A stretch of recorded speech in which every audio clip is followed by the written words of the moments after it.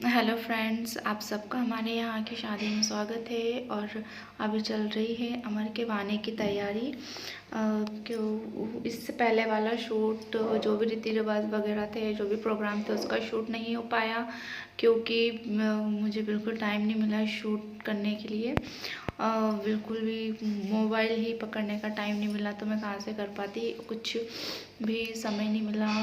और घर की शादी में तो बिल्कुल भी समय नहीं मिलता है, तो ये डायरेक्ट सीधा आज अमर का आना है। मंडप वगैरह भी हो गया, मंडप का भी शूट नहीं हो पाया, मंडप डेकोरेशन वगैरह कुछ भी नहीं। डायरेक्ट अभी शाम का बता रही हूँ मैं आप लोगों को, आज उसके गाना निकलेगा। और अभी तो उसी की तैयारी चल रही है। और ये यहाँ पे इसको मंडप में लेके आए हैं क्योंकि यहाँ पर हमारे यहाँ वर फूका जाता है। उसके बाद दूल्हे को मंडप से बाहर निकालेंगे और फिर उसके बाद ही घोड़ी पे चढ़ाएंगे।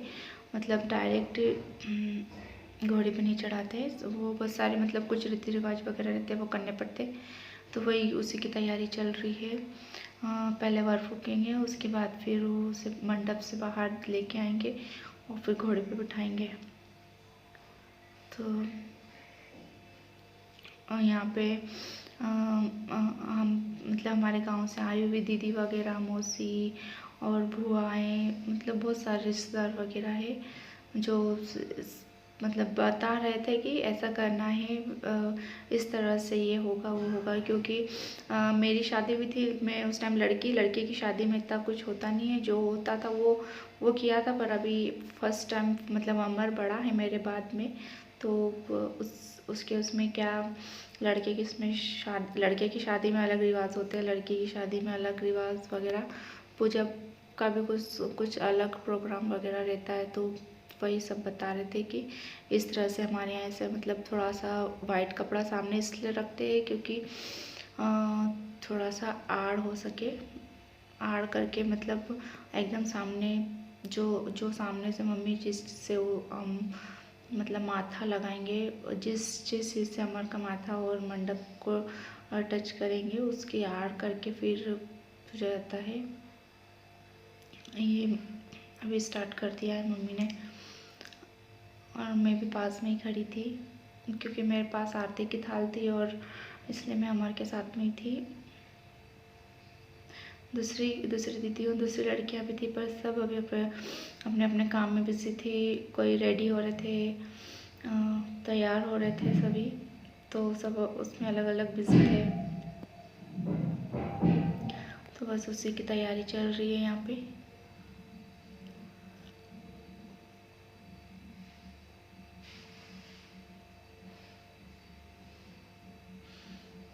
रवि से भी कुछ सामान मंगवाया था, वो भी कुछ सामान लेके आया है।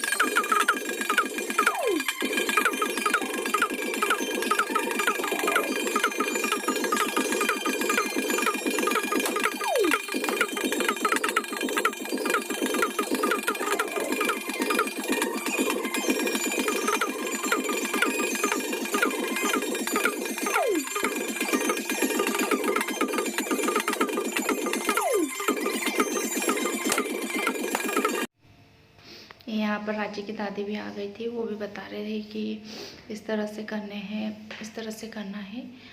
यहाँ पे मम्मी की एक मुट्ठी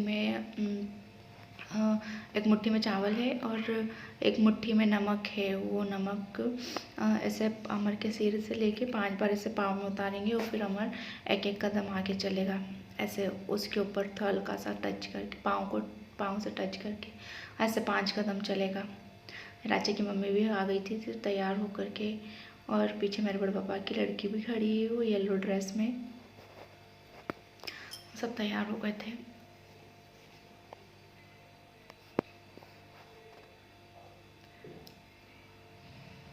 ये ऐसे 5 बार करेंगे मम्मी।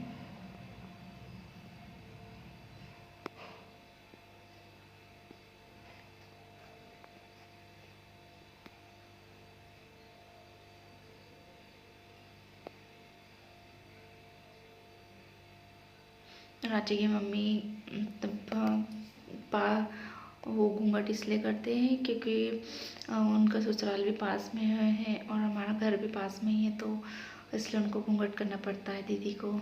जैसे मायका तो है ही सही हमारा, उनका पास में, पर घर ससुराल वही है, तो वहीं पे एक ही कॉलोनी में मायका ससुराल दोनों है, तो इस वजह से उनको घूंघट करना पड़ता है। वो उनके उधर घूंघट करते हैं वो लोग, उनके ससुर जी का, और बड़े जो भी जेंट्स वगैरह रहते हैं उनके यहाँ उनका घूंघट करते, इसलिए दीदी अभी अभी अंकल जी यहीं पे थे, मतलब उनके ससुर जी, तो इसलिए वो घूंघट करके खड़े थे। वो भी पापा के पास ही थे, वो भी बता रहे थे कि इस तरह से करना है, क्योंकि उनके यहाँ शादी हो चुकी थी, उनके यहाँ 2 लड़के हैं, तो उन्हें सब पता था क्या करना है शादी में, क्या करना नहीं, वही बता रहे थे। ये अब ये दीदी 2 चावल लेके ऐसे उड़ा रहे थे, उड़ाते हैं बोले।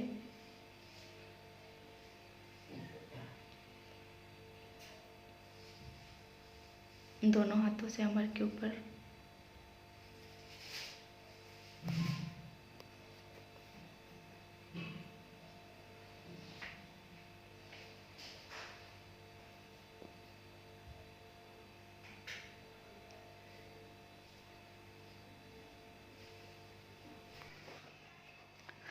यहाँ पे अब हल्दी के छापे लगाएंगे घोड़ी को, तो वही रांची की दादी बता रही थी रांची की मम्मी को कि हल्दी के नहीं, सॉरी, मेहंदी के छापे लगाएंगे। तो दो दो छापे इस साइड लगाएंगे और 2 छापों को उस साइड लगाएंगे। उसके बाद फिर घोड़े पे बिठाएंगे। वही छापे लगा रहे मेहंदी के दीदी, क्योंकि हम लोगों को नहीं पता था, तो उन्होंने बताया रांची की दादी ने कि छापे लगाते हैं। और ये कुछ रिश्तेदार वगैरह थे जो मांडव से आए हुए थे, वो सब माला वगैरह डाल रहे थे हमारे को। माला तो इतनी हो गई थी इसके गले में, अभी तो बैठा नहीं है, जैसे घोड़े पे बैठेगा वैसे पूरा बहुत सारे जिन्होंने माला डाली थी, बहुत सारी माला हो गई थी। तो इतनी सारी तो नहीं पहनाई थी, निकाल दी थी, क्योंकि फिर ज़्यादा ही वज़न हो जाता गले में और फिर बैठते भी नहीं बनता घोड़ी पे।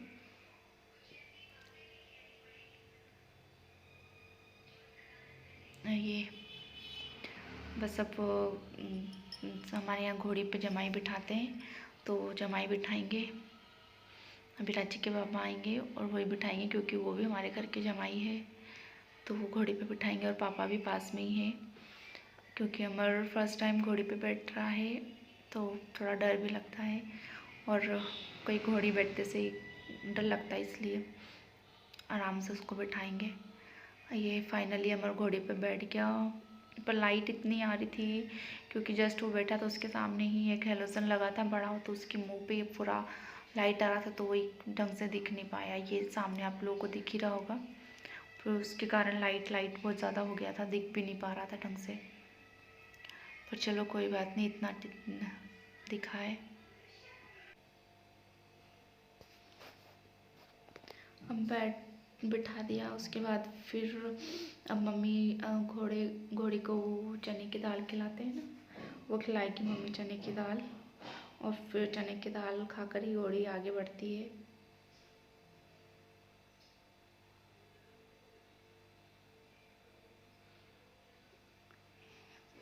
सभी ने बहुत एंजॉय किया है शादी में, बहुत मज़े आए। ये मम्मी घोड़ी को चने की दाल खिला रही है।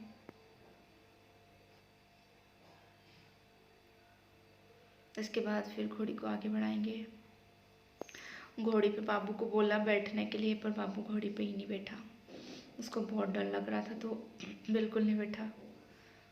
बहुत बहुत बोला उसको, पर फिर भी वो घोड़ी के पास ही नहीं गया, बैठा ही नहीं। और ऐसा रोज़ बोलता था घर पे कि मैं घोड़ी पे बैठूँगा, और जब उसको बिठाया तो रोने लग गया और बिल्कुल नहीं बैठा घोड़ी पे। फिर रांची और चीना को बिठाया, वो बैठे फिर घोड़ी पे दोनों।